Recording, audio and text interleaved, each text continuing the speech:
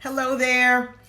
I just wanted to say thank you for being here in my community, for being on my page, for, sharing your life with me on my timeline. But if you're new around here, I thought I would create a really quick video and just reintroduce myself to everybody. And I really wanted to kind of just leave the one that I posted a little bit early. It's just a lot of text and it's really like a little short paragraph about me. But I really wanted to come on and share my backstory, right? Because everybody has a story and mine, goes a little bit something like this. So I grew up in South Georgia, very, very poor.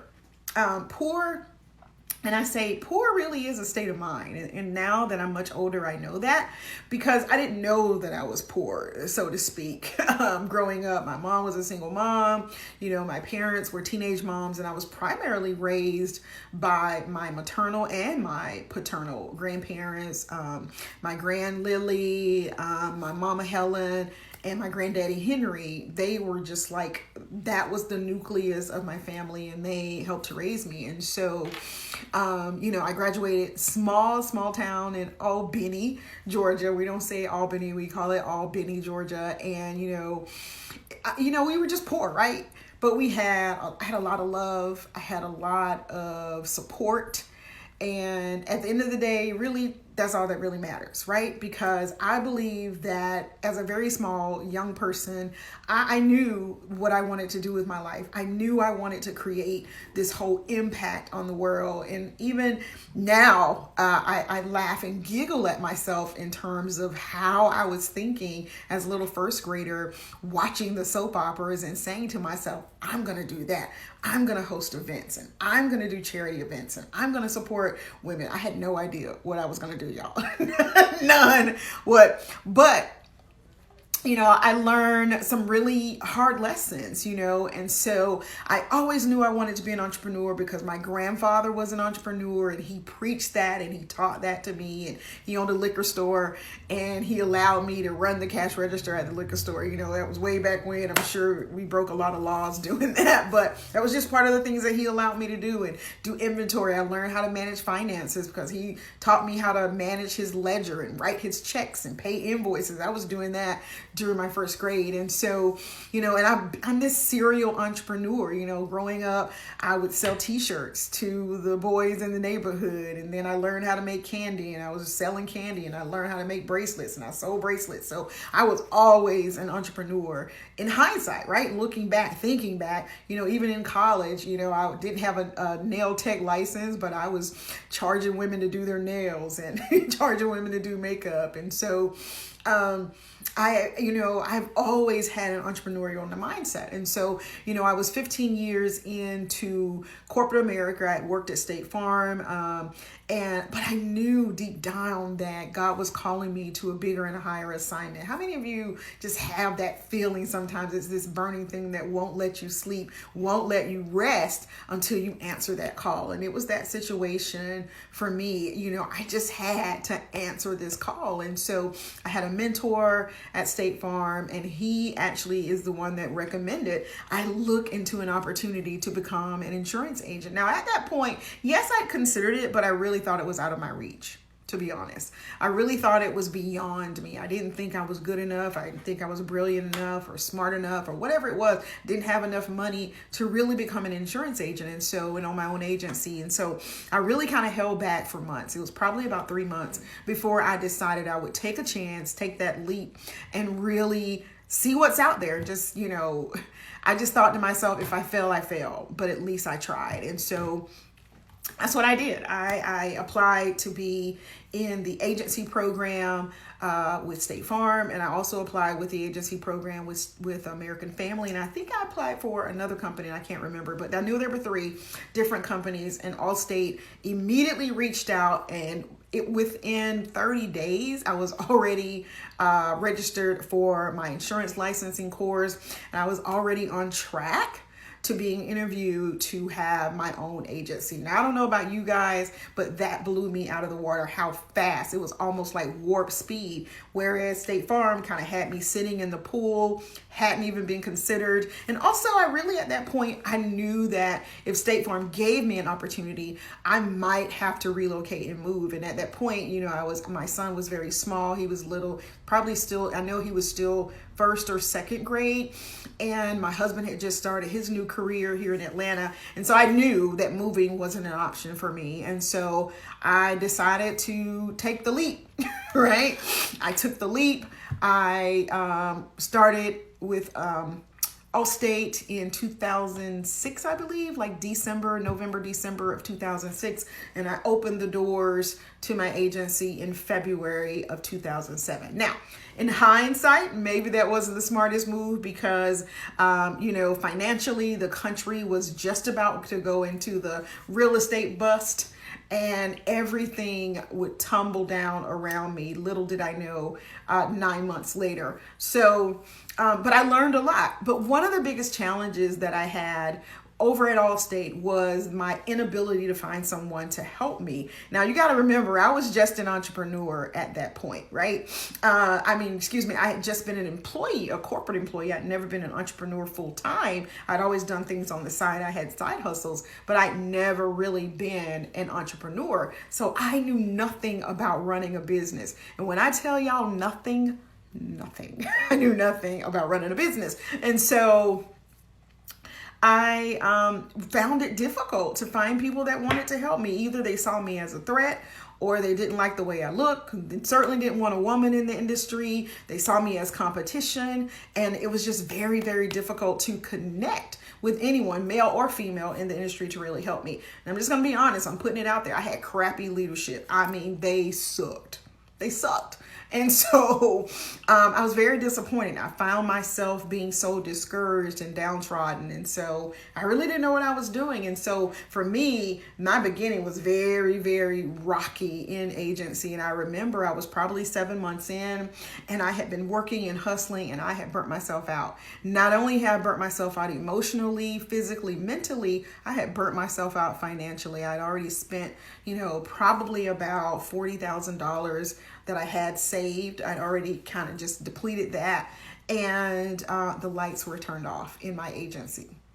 I mean, lights turned off. Not that I turned them off, but the company turned it off because I didn't pay the electric bill. And it was hot. I just remember it being hot, and I'd opened some windows in the agency, and because it was, daylight and bright, I thought, you know what, I'm still just going to work. I had my little charged battery that I charged at home to use my computer. And, I had my phones, which were still working at that point. And I thought, I'm just going to work. But I really had a nervous breakdown right there in my office because I thought, dear God, I must have missed you somehow. I must have. There's no way on earth that I believe that you would allow me to go through this and hurt the way that I'm hurting and all of this for naught. And so I remember getting on my knees in my office and really just praying to God and asking him to help me through this. And I also made a promise to him. And so be careful what you promise God because he's going to hold you to it. I promised that if he helped me get through this, I would not allow another woman who crossed my path to feel this same way. I felt abandoned. I really kind of felt bamboozled. I felt like I'd been taken advantage of. And I kind of felt like I had failed my family. So, of course, I was able to stay there 2 years.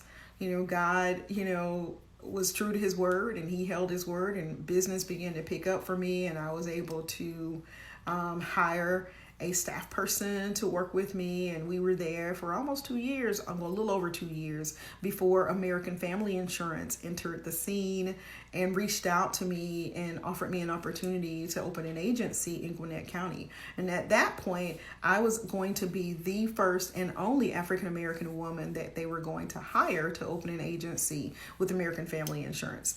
And so I left Allstate gladly. because I listened to all of the shiny things that American Family had promised me and all the exciting things that I thought was going to happen because it was new. I would be one of the few. They were only going to bring in 30 agents for the entire state of Georgia.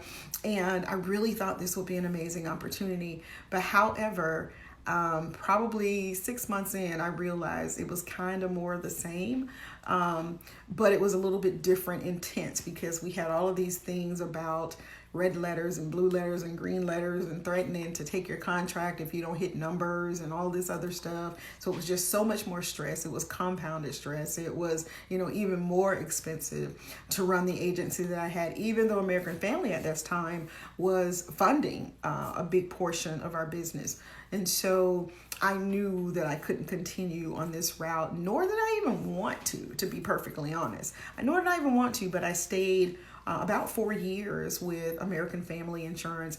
I won a lot of awards, a lot of accolades, but it was really because I just really held myself accountable to achieving the goals that I said I wanted to achieve, to doing the things that I wanted to do, to finding mentors, emulating mentors, the ones that would allow me to ask questions and get a little bit of insight behind the scenes things of what they were doing and how they were being successful, and really just kind of studying and researching and applying those things that I found out along the way to my business. And so in 2011, I thought, I can't do this anymore. My father at that point had been diagnosed with a terminal illness, and I decided to close my agency to take care of him, but also really to just kind of find who I was in life, to be honest. It's just being perfectly honest, that's what happened. And so, but ironically, my father would pass away 2 months, only a short 2 months after I left American Family. And then I found myself thinking, okay, I thought I was going to spend time caring for him, and I kind of had a plan in place because I'm a planner. And now my plan again is blown out of the water because he's not here anymore. He's gone on to heaven. And now I really got to figure some stuff out. And so I reached out, I started researching opportunities, and I thought, well, you know what? I'll just go back and get a job. That's what I thought. So I applied for one job, and that was with Farmers Insurance as a corporate recruiter for their Scratch Agency program. They were going to reopen the state of Georgia with insurance agents, and I was going to be one of their Scratch agent corporate recruiters. And, God blessed me and allowed me an opportunity to be hired, and I worked for them for about 2 years before I decided to branch out and start really working on this whole coaching and consulting idea that I kind of had in my head. Now, to be perfectly honest, I always knew I wanted to be a coach, but that was just a kind of secret inside me because I'd always been discouraged to do that. I'd heard people say, you can't make money, as a coach, and, how much money is that? And isn't that kind of woo-woo, whatever. You really need to have something, a solid plan and a solid idea of how you're going to make money. And so I held that dream in the back of my head and in the back of my spirit for a long time before I actually spoke it out of my mouth that I would do it. So anyway, I decided that I would start doing this consulting and coaching on the side because true to form, most insurance companies, they just teach you how to sell a product, right? They teach you how to be a salesperson, a really great salesperson, but they don't always necessarily teach you how to be a business owner, particularly as it relates to women, and how do you navigate this whole entrepreneurial world, but still be a mom, a wife, a church member, a community member, a board member, all of these things that we juggle as entrepreneur women. It's difficult, right? It's challenging. And so I decided that I would help the women that I was recruiting into the company after hours. And so I would go to their agency, or we talked on the phone or whatever, and I would just kind of help them build their strategy in terms of how they were going to hire their staff, what about their training program, how they would begin to market, how they would build their network and start doing some strategic networking and building those strategic partnerships, all of those things that I learned on my own that I really wanted for myself, but I really didn't have when I was in agency ownership. And so we kind of muddled along with that for 2 years before I really caught the vision. Oh my God, I could probably be doing this on my own full time. So took the plunge. I quit Farmers and started running my business full time. Now, I know I would love to tell y'all, and we lived happily ever after, but that's not the way it's been. There have been a lot of, highs and a whole lot of valleys, a lot of highs, a lot of valleys. And so, but that's just kind of how entrepreneurship is about. That's what I believe it's all about. But I also believe, because it is my God-given assignment to serve and work with these women, to help them to launch a business, to build a business, to grow it, to scale a business, to help them do all of those things so that they can then begin to build and really really pay for the lifestyle that they desire, allow their business to do that, right? And so to pay for the lifestyle that they desire. And so, totally, I've been in the insurance industry 28 years. Yes, I tried to leave and it just didn't work. I've always been here. But what you're going to get with me is very simple, duplicatable, foundational strategies that have helped me to kind of break out of that little box or that little shell of what everybody thinks an insurance entrepreneur should be, or just an entrepreneur. And I have been able to be successful in this industry, but I've been able to do it on my own terms. And I love to show other women how to do the same thing, because what I know for sure is that you have it all inside of you. You don't have to look outside of you for things, but you do need someone to hold your hand. You need someone to be that mentor, to be that accountability partner, to really make sure that you're hitting those goals that you set for yourself. And that's really who I am and what I bring to the table. And so today I have worked with women all over the country to set them up into their greatness and to achieve their wildest dreams in their business. And I am so very blessed and honored that I've been chosen as their coach, as their consultant, as their mentor to help them get there. I offer tons of free training and courses that I'm going to show you how to get these exact same results, but do it on your own terms. Do it in a less time and be amazingly successful. So I hope that answers your questions about who I am and what Coach Mo offers. But if you have questions or if you got some comments, DM me. If you want to grab a free strategy session and kind of just have a chat about where you are and how our new program, Grow and Scale, which is really a done for you services. Yes, we're going to hold your hand, but we're also going to do it for you.